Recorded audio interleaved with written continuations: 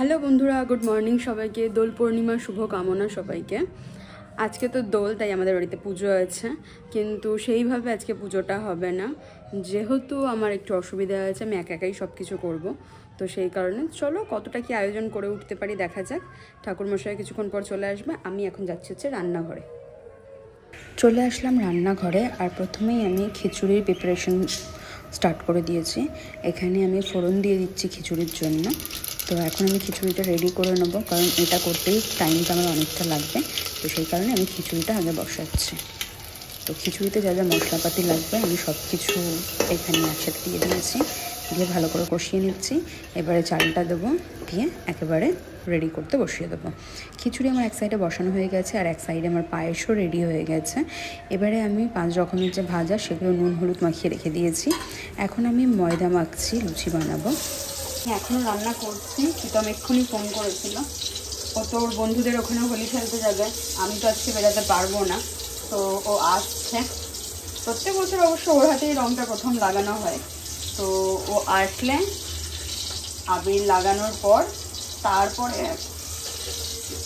তার আগে ঠাকুরকে রং দেওয়ার আছে। প্রীতম রং মাখানোর আগে ঠাকুরকে রং দেব। বাবা মা আসলে বাবা মার পায়ে রং আবির দেবো। আমি রান্না করতে করতে জানলা দিয়ে প্রীতম আসছে কিনা দেখছিলাম। এখানে প্রীতম আর বিশাল চলে এসেছে। বিশালকে নতুন করে তো বলার কিছু নেই, তোমরা সবাই জানোই। আর এখানে প্রীতম এসে স্নান টান করে দেখো একদম রেডি হয়ে গেছে, একদম হালকা জামা পরে নিয়েছে যাতে দাগ লাগিয়ে আসতে পারে ভালো করে। এদিকে আমার লুচিও রেডি করা হয়ে গেছে।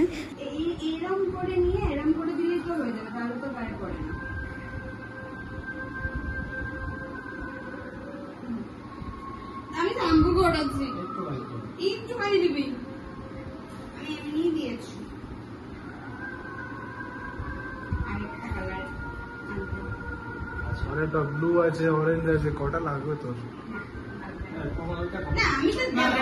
আমাকে দিয়েছিস যে বাবা এরকম দিয়ে তুই তো ডরলি। ঠিক আছে, ভালো লাগছে।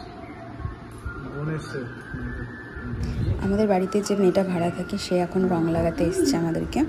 তো ওর কাছ থেকে আমি একটুখানি আবির লাগালাম, ওকেও লাগিয়ে দিলাম, প্রীতমও ওকে লাগিয়ে দিলাম। দিয়ে আমাদের এখানে আবির খেলা মোটামুটি হয়ে গেছে। ঠাকুরের রান্নাবান্নাও কমপ্লিট হয়ে গেছে আমার। মাকে ফোন করুন, দিবি না পাই মা কোথায় দোকানে আস। প্রীতমে সে রঙও লাগিয়ে দিয়েছে আমাকে। পেলটা লাগিয়েছে বিশাল, অরেঞ্জটা লাগিয়েছে হচ্ছে আমাদের নিচে ভাড়াটে মেয়েটা, আর রেডটা হচ্ছে প্রীতম লাগিয়েছে। বাট এখন আমি ঠাকুরকেই আবির দিতে পারিনি, আমার অনেকটা লেট হয়ে গেছে। ঠাকুর মশাই গোপালকে পুজো দিয়ে চলে গেছে, আর আমি এখানে ভোগটা এখন রেডি করে নিয়ে আসলাম, মানে যতটা আমার পক্ষে সম্ভব হয়েছে। আর এই যে রামজিকে এখন এখানে রাখা আছে, রামজিকে আজকে প্রতিষ্ঠা করা হবে সন্ধেবেলায়, এখন না। এই হচ্ছে আমাদের দুই গোপালের দুটো ফিচকিরি আনা হয়েছে।